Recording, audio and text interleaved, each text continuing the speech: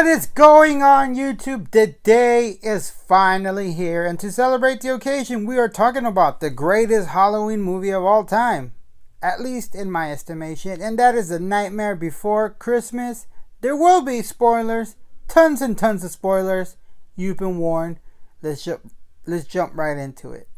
Alright, so Nightmare Before Christmas. I've seen this film a bunch of times and I kind of got bored of it because my aunt, she's a big fan of the film and she forces me to watch it a ton of times because we visit her house a lot and yeah, that's what happens. But when rewatching this film, I decided to give it a chance and yeah, it's good. I hadn't seen this movie in a couple of years and I forgot how many songs there are. There's I think a total of 10. I think there's more songs in this film than your traditional Disney musical has. There was, but I don't know if you guys know, but I am not a big musical fan except when it comes to Disney movies and stuff like that. And I gotta say, I really enjoyed all of the music in this one, and I think it really brings the movie together. And of course, when they're singing, they're talking about stuff that's gonna happen in the movie or stuff that happened or things they want to do within the context of the story. But I think it really works overall.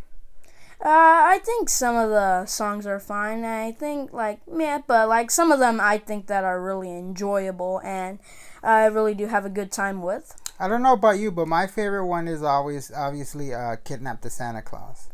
Yeah, I think my favorite is "What's This?" because it's got a catchy tune to it. Actually, that's my second favorite because actually when he goes into the world, the movie always has like a Halloween tinge flavor to it, right?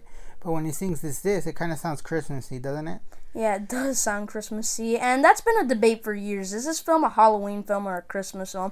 I think it's a Christmas film, but you think it's a Halloween Christmas film? I think it's a Halloween Christmas. I think it works for both holidays just as well because I feel that it's split down the middle, and whether it's Halloween or it's Christmas, you could always throw this movie on and you have yourself a crowd pleaser.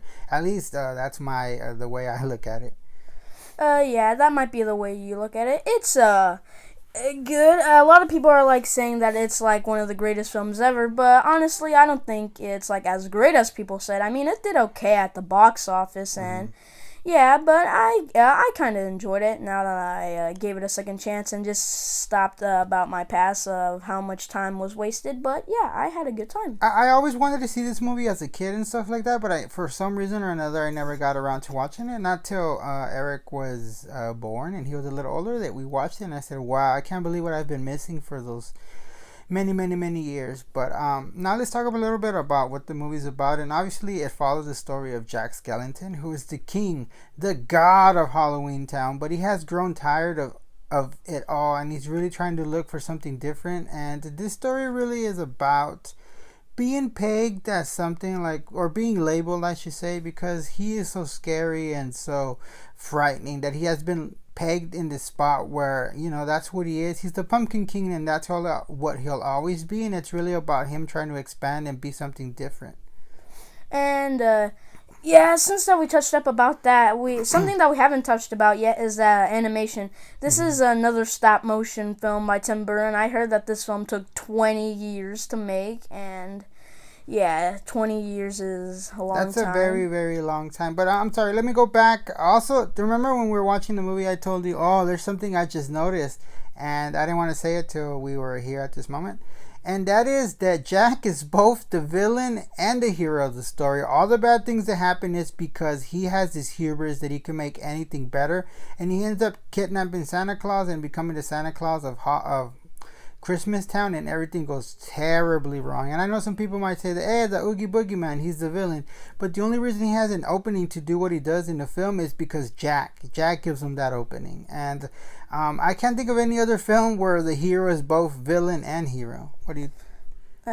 You know what? I have never noticed that, but thanks for touching upon about that. Yeah, I had never really noticed it watching it so many times, But at the end, Jack makes good, and he realized his mistake that... at the core, we are who we are, and we could always make changes, but not at the cost of somebody else's health or well-being. And I think he really understands that towards the end of the story, and it's a great story, you guys.